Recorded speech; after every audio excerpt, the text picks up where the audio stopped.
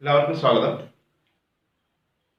ഇന്ന് നമ്മൾ പറയാൻ ഉദ്ദേശിക്കുന്ന കാര്യം കാർബോക്സിലിക് ആസിഡ് എന്നറിയപ്പെടുന്ന ഓർഗാനിക് കോമ്പൗണ്ടിന്റെ പ്രിപ്പറേഷൻ പ്രോപ്പർട്ടീസ് ആണ്. അപ്പോൾ അതിൽ തന്നെ കാർബോക്സിലിക് ആസിഡുകളെ നമുക്ക് ആൽക്കനോയിക് ആസിഡ് എന്ന് പറയാം. പിന്നെ അരോമാറ്റിക് കാർബോക്സിലിക് ആസിഡിനെ ബെൻസോയിക് ആസിഡ് എന്ന് പറയാം എന്നൊക്കെ നമുക്കറിയാം. അപ്പോൾ ആദ്യം കാർബോക്സിലിക് ആസിഡിന്റെ preparation from alkyl benzene. Alkyl ബെൻസീനായിട്ട് രണ്ട് കോമ്പൗണ്ടുകൾ നമ്മൾ സെലക്ട് ചെയ്തിട്ടുണ്ട്. ഒന്ന് മീഥൈൽ ബെൻസീൻ എന്നറിയപ്പെടുന്ന ടൊളൂയിൻ,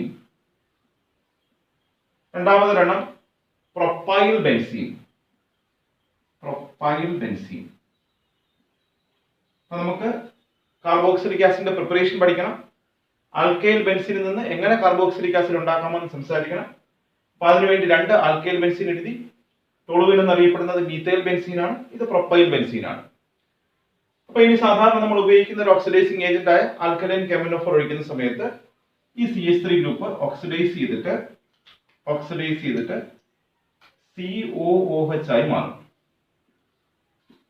CH3 ഗ്രൂപ്പ് ഓക്സിഡൈസ് ചെയ്തിട്ട് COOH ആയി മാറും. അപ്പൊ നമുക്കറിയാം അത് ബെൻസോയിക് ആസിഡ് ആണെന്ന് നമുക്ക് അറിയാം. Benzoic acid. ആൽക്കൈൽ ബെൻസീനെ ആൽക്കലൈൻ കെമിനോഫർ ഓക്സിഡൈസ് ചെയ്ത് നമുക്ക് ബെൻസോയിക് ആസിഡ് കിട്ടുമെന്ന് മനസ്സിലാക്കാം. രണ്ടാമത്തെ പ്രൊപ്പൈൽ ബെൻസീനിന്റെ ഓക്സിഡേഷൻ പ്രോഡക്റ്റ് ചിലപ്പോൾ നമ്മൾ പ്രതീക്ഷിക്കുന്നത് ഇങ്ങനെയായിരിക്കാം. അതായത് ഈ CH2 അതുപോലെ എഴുതി, ഈ CH2 അതുപോലെ എഴുതിയിട്ട് ഈ CH3 ഗ്രൂപ്പ് ഓക്സിഡൈസ് ചെയ്തിട്ട് COOH ആയി മാറി എന്നായിരിക്കാം ചിലപ്പോൾ പ്രതീക്ഷിക്കുന്നത്. പക്ഷെ അങ്ങനെയല്ല കാര്യങ്ങൾ. നമ്മൾ ഓർമ്മിക്കേണ്ട ഒരു കാര്യം എന്ന് വെച്ചാൽ ബെൻസീൻ റിങ്ങിന്റെ കൂടെ ഏത് ഗ്രൂപ്പ് ഉണ്ടായിരുന്നാലും ശരി, ഓക്സിഡേഷന്റെ പ്രോഡക്റ്റ് ഈ കാർബണാണ് ഓക്സിഡൈസ് ചെയ്യപ്പെടുന്നത്. അത് ബെൻസോയിക് ആസിഡ് മാത്രമേ വരുള്ളൂ എന്ന് ഓർമ്മിച്ചോണം. ഓക്കെ, അങ്ങനെ ഒരു പുതുമ അവിടെയുണ്ട്. ഈഥൈൽ ബെൻസീൻ ആയാലും മീഥൈൽ ബെൻസീൻ ആയാലും പ്രൊപ്പൈൽ ബെൻസീൻ ആയാലും അസെറ്റോഫിനോൺ ആയാലും ബെൻസാഡിഡ് ആയാലും ഒക്കെ തന്നെ ഓക്സിഡേഷന്റെ പ്രോഡക്റ്റ് ബെൻസോയിക് ആസിഡ് മാത്രമേ വരുള്ളൂ എന്ന് ഓർമ്മിച്ചു കൊള്ളണം. ഓക്കെ, അപ്പൊ മീഥൈൽ ബെൻസീന്റെ ഓക്സിഡേഷന്റെ പ്രോഡക്റ്റ് ബെൻസോയിക് ആസിഡ് ആണ്. അതുപോലെ ഈഥൈൽ ബെൻസീന്റെ ഓക്സിഡേഷന്റെ പ്രോഡക്റ്റും ബെൻസോയിക് ആസിഡ് ആണ്. അതുപോലെ പ്രൊപ്പൈൽ ബെൻസീൻ ആയാലും ഓക്സിഡേഷൻ പ്രോഡക്റ്റ് ബെൻസോയിക് ആസിഡ് ആണെന്ന് നമുക്ക് പറയാം. ഓക്കെ, അപ്പോൾ കാർബോക്സിലിക് ആസിഡിന്റെ പ്രിപ്പറേഷൻ മെത്തേഡ് പറയാം. നമുക്ക് ജനറൽ ആയിട്ട് തന്നെ പറയാം. ആൽക്കൈൽ ബെൻസീനെ ഓക്സിഡേഷൻ സമയത്ത് ബെൻസോയിക് ആസിഡായി കൺവേർട്ട് ചെയ്യുന്നു എന്ന് പറയണം. ഇനി നമ്മൾ പ്രോപ്പർട്ടീസിലേക്ക് നോക്കുന്ന സമയത്ത്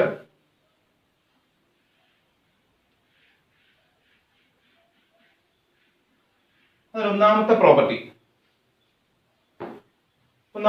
പ്രോപ്പർട്ടിക്ക് വേണ്ടി ഒരു കാർബോക്സിലിക് ആസിഡ് എഴുതിയിട്ടുണ്ട്. ഈ കാർബോക്സിലിക് ആസിഡിന്റെ പേര് അറിയാം. രണ്ട് കാർബണുള്ള ആൽക്കനോയിക് ആസിഡ് ആണ്. രണ്ട് കാർബൺ ആയതുകൊണ്ട് എത്തനോയിക് ആസിഡ് ആണ്. എത്തനോയിക് ആസിഡിന് മറ്റൊരു കോമൺ നെയിം ഉള്ള കാര്യം അറിയാം, അസറ്റിക് ആസിഡ് എന്ന് പറയാം.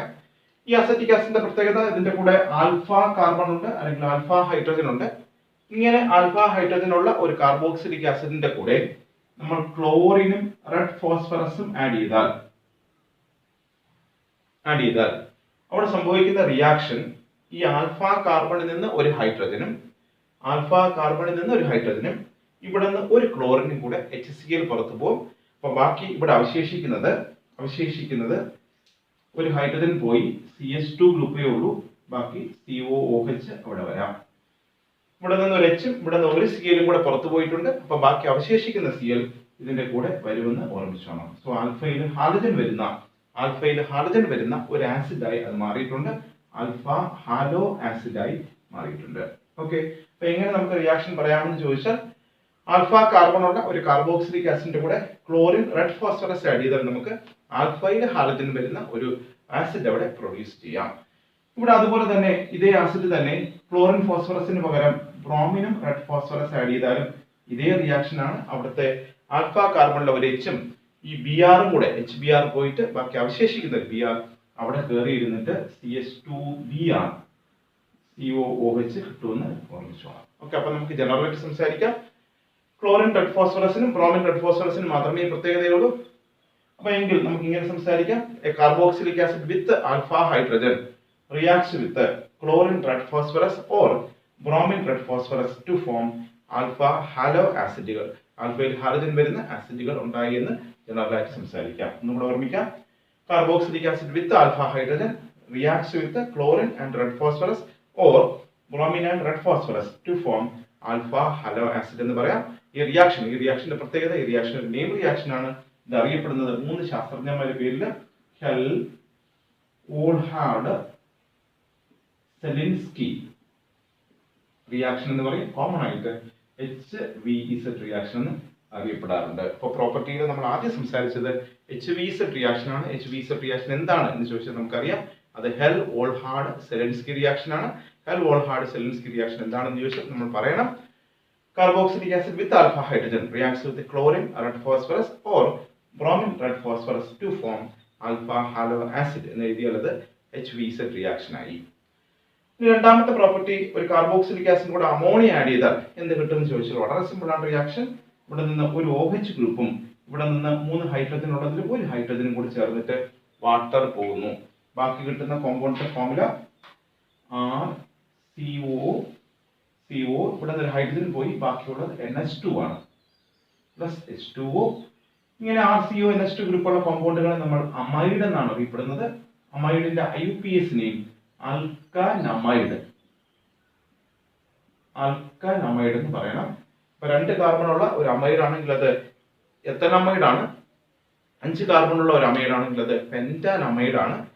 3 കാർബൺ ഉള്ള അമൈഡ് ആണെങ്കിൽ അത് പ്രൊപ്പനമൈഡ് ആണെന്ന് ഓർമ്മ വരണം. സോ ഈ പറഞ്ഞിരിക്കുന്ന എക്സാമ്പിൾ ചെയ്യുമ്പോൾ ഇവിടെ നിന്ന് ഒരു OHും ഇവിടെ നിന്ന് Hും കൂടെ പോയിട്ട് ബാക്കി കിട്ടുന്നത് CH3CONH2 ആണ്. നമുക്കറിയാം 2 കാർബൺ ഉണ്ട്. അപ്പൊ അതുകൊണ്ട് തന്നെ ഇത് എത്തനമൈഡ് ആണ്, അല്ലെങ്കിൽ ഒരു കോമൺ നെയിം ഉണ്ട് അസറ്റമൈഡ് എന്ന് പറയാം. അതുപോലെ തന്നെ ബെൻസോയിക് ആസിഡിന്റെ കൂടെ അമോണിയ ചേർത്താൽ അവിടെ നിന്ന് വാട്ടർ പോയിട്ട് ബാക്കി കിട്ടുന്നത് C6H5CONH2 ആണ്.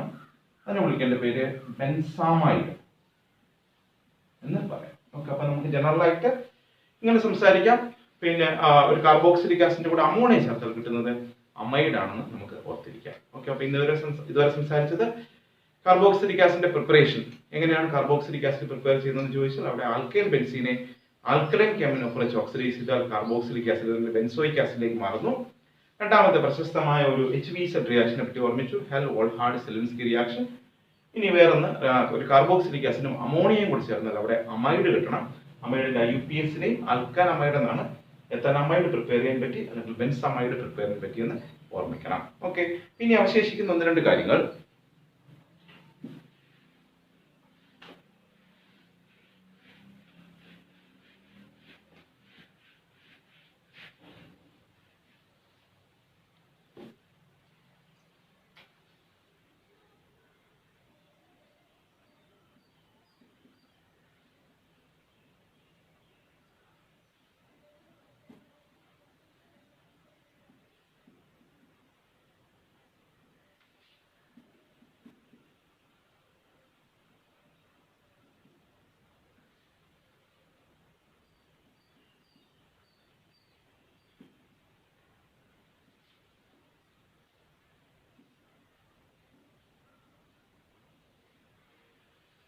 ഇനി അടുത്ത് പറയാൻ ഉദ്ദേശിക്കുന്നത് ബെൻസോയിക് ആസിഡിന്റെ ഇലക്ട്രോഫിലിക് സബ്സ്റ്റിറ്റ്യൂഷൻ റിയാക്ഷൻ ആണ്. ബെൻസോയിക് ആസിഡിന്റെ ഇലക്ട്രോഫിലിക് സബ്സ്റ്റിറ്റ്യൂഷൻ റിയാക്ഷൻ ആണ്. നമ്മൾ കേട്ടിട്ടുണ്ട്, ബെൻസോയിക് ആസിഡിനെ സംബന്ധിച്ചിടത്തോളം അത് മെറ്റാ ഓറിയന്റിംഗ് ഗ്രൂപ്പ് ആണ്. അപ്പൊ അതുകൊണ്ട് തന്നെ ഇലക്ട്രോഫൈൽ വന്ന് നിൽക്കുന്നത് മെറ്റാ പൊസിഷനിലാണെന്ന് നമുക്കറിയാം. സോ 2 ഇലക്ട്രോഫിലിക് സബ്സ്റ്റിറ്റ്യൂഷൻ റിയാക്ഷൻ പരിശോധിക്കാം. നൈട്രേഷൻ, അതിനുവേണ്ടി ബെൻസോയിക് ആസിഡിന്റെ കൂടെ concentrated HNO3 concentrated H2SO4 add ചെയ്യുന്ന സമയത്ത് ബെൻസീൻ റിംഗിന്റെ കൂടെ NO2 ഗ്രൂപ്പ് വന്ന് സബ്സ്റ്റിറ്റ്യൂട്ട് ചെയ്യണം. ഏത് പൊസിഷനിലാണെന്ന് നമ്മൾ മുമ്പേ മനസ്സിലാക്കിയിട്ടുണ്ട്, അത് മെറ്റാ പൊസിഷനിലാണ് വരേണ്ടത്. സോ അതുകൊണ്ട് തന്നെ ഇവിടെ NO2, ഇത് ഓർത്തോ എന്നറിയാം, ഇത് പാര എന്നറിയാം, ഇത് ഓർത്തോ, ഇത് മെറ്റ, ഇത് മെറ്റ.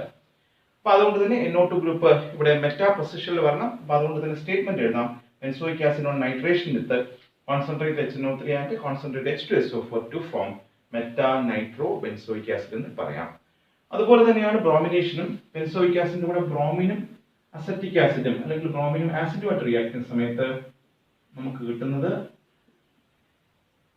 മെറ്റൈൽ BR വരുന്ന മെറ്റാ ബ്രോമോ ബെൻസോയിക് ആസിഡ് ആണെന്ന് ഓർമ്മിക്കാം. ഓക്കെ, അപ്പൊ നമ്മൾ ഇതുവരെ സംസാരിച്ചത് ആദ്യം കാർബോക്സിലിക് ആസിഡിന്റെ പ്രിപ്പറേഷൻ, ആൽക്കൈൽ ബെൻസീൻ ഓക്സിഡൈസ് ചെയ്ത് കിട്ടുന്നത് ബെൻസോയിക് ആസിഡ് പറഞ്ഞു കഴിഞ്ഞു. പ്രോപ്പർട്ടീസ് ആയിട്ട് ഒന്നാമത്തെ പ്രോപ്പർട്ടി ആയിട്ട് ഹെൽ വോൾഹാർഡ് സെലൻസ്കി റിയാക്ഷൻ എഴുതി. carboxylic acid with alpha hydrogen reacts with chlorine phosphorus or bromine phosphorus to form alpha halo acid. ഇനി രണ്ടാമത്തെ റിയാക്ഷൻ വിത്ത് അമോണിയ പറഞ്ഞു. അമോണിയേറ്റ് റിയാക്ടിന് സമയത്ത് അവിടെ അമൈഡ് ഫോം ചെയ്യുന്ന കഥ മനസ്സിലാക്കിയിട്ടുണ്ട്. അവിടെ ബെൻസാമൈഡും അസറ്റമൈഡ് അല്ലെങ്കിൽ എത്തനമൈഡും പ്രിപ്പയർ ചെയ്യാൻ പറ്റി. മൂന്നാമത്തെ electrophilic substitution of benzoic acid ആണ്. നമുക്കറിയാം ബെൻസോയിക് ആസിഡിന്റെ പ്രത്യേകത മെറ്റാ ഓറിയന്റഡ് ഗ്രൂപ്പ് ആയതുകൊണ്ട് benzoic acid on nitration forms meta nitro benzoic acid. അതുപോലെ തന്നെ benzoic acid on bromination form meta bromo benzoic acid ആണ് നമുക്ക് മനസ്സിലായിട്ടുണ്ട്. അപ്പൊ ഇനി നമുക്കിവിടെ അസിഡിറ്റിയുടെ ഒരു കമ്പാരിസൺ കൂടെ നമുക്കിവിടെ മനസ്സിലാക്കാം. അതായത് ഇങ്ങനെ ഒരു ചോദ്യം, CH3COH അസറ്റിക് ആസിഡ് എന്തുകൊണ്ട് അസിഡിക് പ്രോപ്പർട്ടി കാണിക്കുന്നു എന്ന് ചോദിച്ചാൽ നമ്മൾ ഉത്തരം പറയണം. ഈ അസറ്റിക് ആസിഡിന്റെ പ്രത്യേകത C ഡബിൾ ബോണ്ടോ OH ആണ്. ഈ അസറ്റിക് ആസിഡ് H+ ലിബറേറ്റ് ചെയ്തിട്ട് CH3C ഡബിൾ ബോണ്ടോ O- ആയി മാറുന്നു H+. അപ്പൊ ഇങ്ങനെ അസറ്റിക് ആസിഡ് H+ ലിബറേറ്റ് ചെയ്തിട്ട് അസറ്റേറ്റ് ആയി മാറിക്കഴിഞ്ഞാൽ ആ അസറ്റേറ്റിന് ഒരു പ്രത്യേകതയുണ്ട്.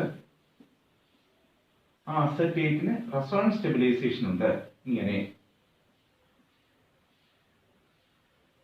O- double bond O.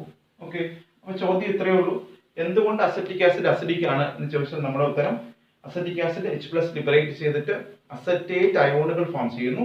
ഈ അസറ്റേറ്റ് അയോണുകൾ റെസൊണൻസ് സ്റ്റെബിലൈസേഷൻ ഉള്ളത് കൊണ്ട് അസറ്റിക് ആസിഡ് എന്നുള്ളത് അസിഡിക് ആണ്. ഇനി H+ ലിബറേഷൻ ഈസി ആവുന്നതനുസരിച്ച് അല്ലെങ്കിൽ H+ ലിബറേഷന്റെ പ്രസൻസ് കൂടുന്നതനുസരിച്ച് അസിഡിക് സ്ട്രെങ്ത് കൂടുന്നു എന്ന് നമുക്ക് മനസ്സിലാക്കാം. എങ്കിൽ ഈ പറഞ്ഞിരിക്കുന്ന അസറ്റിക് ആസിഡിന്റെ കൂടെ C ഡബിൾ ബോണ്ടോ OH കൂടെ ഒരു ഇലക്ട്രോൺ വിഡ്രായിങ് ഗ്രൂപ്പായ ഇലക്ട്രോൺ വിഡ്രായിങ് ഗ്രൂപ്പ് എന്ന് വെച്ചാൽ -I ഇഫക്റ്റ് ഉള്ള ക്ലോറിൻ പോലുള്ള NO2 പോലുള്ള ആൾക്കാരെയാണ് -I ഇഫക്റ്റ് ഉള്ള ക്ലോറിൻ പോലുള്ള ആൾക്കാരെയാണ് ഇലക്ട്രോൺ വിഡ്രായിങ് ഗ്രൂപ്പ് എന്ന് പറയേണ്ടത്. അങ്ങനെ ഒരു ഇലക്ട്രോൺ വിഡ്രായിങ് ഗ്രൂപ്പാണ് ഇവിടെ ഉള്ളതെന്ന് വെച്ചോ. എങ്കിൽ ഈ കോമ്പൗണ്ടിനെ നമ്മൾ വിളിക്കുന്നത് ക്ലോറോ അസറ്റിക് ആസിഡ് എന്ന് പറയണം. ഈ ക്ലോറോ അസറ്റിക് ആസിഡിൽ ക്ലോറിൻ ഇലക്ട്രോൺ വിഡ്രായിങ് ആയതുകൊണ്ട് ഇങ്ങനെ ഇലക്ട്രോൺ വിഡ്രാ ചെയ്യും, ഇതിങ്ങനെ വിഡ്രാ ചെയ്യും, ഇതിങ്ങനെ വിഡ്രാ ചെയ്യും, ഇതിങ്ങനെ വിഡ്രാ ചെയ്യും. H+ ലിബറേഷൻ ഈസി ആയിട്ട് നടക്കുന്നു എന്ന് പറയാം.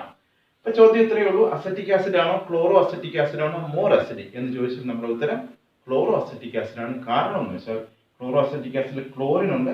ക്ലോറിന്റെ ഇലക്ട്രോൺ വിഡ്രായിങ് നേച്ചർ ഉള്ള ആളാണ്, അല്ലെങ്കിൽ -I ഇഫക്റ്റ് ഉള്ള ആളാണ്. അതുകൊണ്ട് തന്നെ H+ ലിബറേഷൻ ഈസി ആയിട്ട് നടക്കുന്നു എന്ന് പറയണം. ഇനി ക്ലോറോ അസറ്റിക് ആസിഡ് ഉണ്ട്, ഡൈക്ലോറോ അസറ്റിക് ആസിഡ്. രണ്ട് ക്ലോറിൻ വരുന്ന സമയത്ത് വീണ്ടും അസിഡിക് സ്ട്രെങ്ത് കൂടുന്നു എന്ന് പറയണം. സോ ക്ലോറോ അസറ്റിക് ആസിഡ് ആണോ ഡൈക്ലോറോ അസറ്റിക് ആസിഡ് ആണോ മോർ അസിഡിക് എന്ന് ചോദിച്ചാൽ ഉത്തരം ഡൈക്ലോറോ അസറ്റിക് ആസിഡ് ആണ്. പിന്നെ ഡൈക്ലോറോ അസറ്റിക് ആസിഡ് ആണോ ട്രൈക്ലോറോ അസറ്റിക് ആസിഡ് ആണോ മോർ അസിഡിക് എന്ന് ചോദിച്ചാൽ ഉത്തരം അത് ട്രൈക്ലോറോ അസറ്റിക് ആസിഡ് ആണെന്ന് പറയണം. ഓക്കെ, അപ്പോൾ ക്ലോറോ അസറ്റിക് ആസിഡിനേക്കാൾ അസിഡിക് സ്ട്രെങ്ത് കൂടുതലാണ് ഡൈക്ലോറോ അസറ്റിക് ആസിഡിന്. ഡൈക്ലോറോ അസറ്റിക് ആസിഡിനേക്കാളും അസിഡിക് സ്ട്രെങ്ത് കൂടുതലാണ് ട്രൈക്ലോറോ അസറ്റിക് ആസിഡിനാണെന്ന് ഓർമ്മ വരണം. ഓക്കെ, അപ്പൊ നമ്മൾ കാർബോക്സിലിക് ആസിഡിന്റെ പ്രിപ്പറേഷൻ പ്രോപ്പർട്ടീസ് ആണ് പറഞ്ഞുകൊണ്ടിരിക്കുന്നത്. അപ്പൊ അതിലാദ്യം ആൽക്കൈൽ ബെൻസിനെ ഓക്സിഡൈസ് ചെയ്തിട്ട് ബെൻസോയിക് ആസിഡ് ഉണ്ടാക്കുന്ന കഥ പറഞ്ഞു. പിന്നെ അതിനുശേഷം പ്രോപ്പർട്ടീസ് ആയിട്ട് ഒന്ന് HVZ റിയാക്ഷൻ, രണ്ടാമത് അമോണിയ ആയിട്ട് റിയാക്ടിന് സമയത്ത് അമൈഡ് ഫോം ചെയ്യണം, മൂന്നാമത് നമ്മുടെ ഈ പറഞ്ഞ ഇലക്ട്രോഫിലിക് സബ്സ്റ്റിറ്റ്യൂഷനെ പറ്റി നൈട്രേഷനും ബ്രോമിനേഷനും പറഞ്ഞു. ഇനി നാലാമത് നമ്മൾ അസിഡിക് സ്ട്രെങ്തിന്റെ ഒരു കമ്പാരിസൺ പറഞ്ഞു.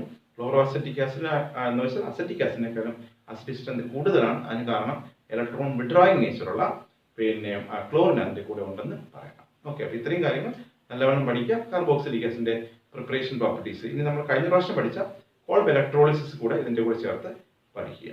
ഓക്കെ.